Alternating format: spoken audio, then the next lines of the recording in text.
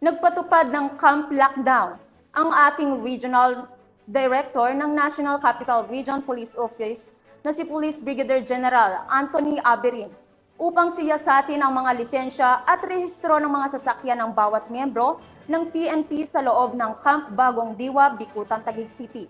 Nakatutok dyan si Police Senior Master Sergeant Mauricio Ruiz. Pangunahing dahilan bakit nag-lockdown ang NCRPO sa lahat ng mga papasok o lalabas ng Camp Bagong Diwa? Biya po ng ating Group Director na si Police Colonel Bogard Araw ng RHSU. Ito pong ginagawa natin ay alinsunod sa direktiba ng ating Regional Director, Police Brigadier General Anthony Abiliada Aberin. At ito rin ay inline sa kanyang mantra o ang kanyang programa na AAA, Able, Active, and Allied. Ito pong ginagawa natin ay isang pagpapakita na ang dapat ay ang safety ng kampo, priority, seguridad ng ating kampo. At para ayon din sa ating Regional Director, bago tayo maglinis ng ibang bakuran, ay linisin muna natin ang ating bakuran.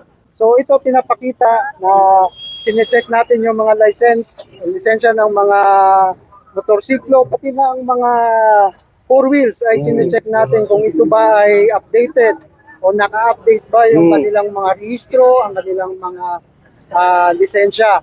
Kapag ito hindi naka-update o pasok na, ito po ay kagaran natin tinitikitan. Kasama po natin dito ang Kahit pulis, sir, kahit pulis, titikitan. ay lalong-lalo na ang pulis. Walang exempted dito. Mas galit kami kapag pulis ang walang lisensya, ang walang rehistro, mga ganong violation. Tinitikitan natin kapag walang lisensya, walang rehistro, dinadala, ini-impound, dinadala ng ating Highway Patrol Group.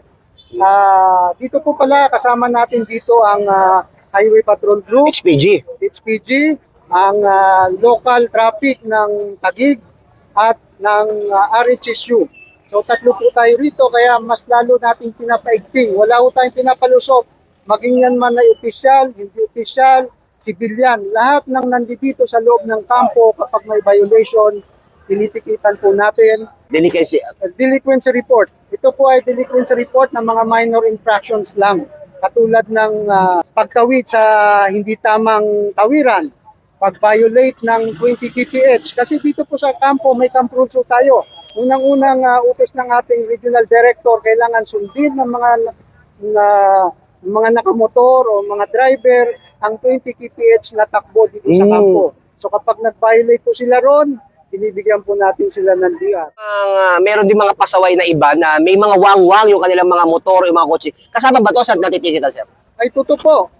Ang katunayan, may nasampulan na po tayo kanina na may wangwang yung motor.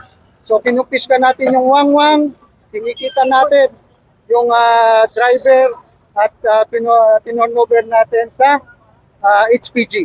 So sir, baka meron kang mensahe sa ating mga kapulis na sagot na panatilihin ang pagkakaroon ng dapat nasa possession nila yung rehistro, updated na rehistro at saka lisensya ng driver's license, sir.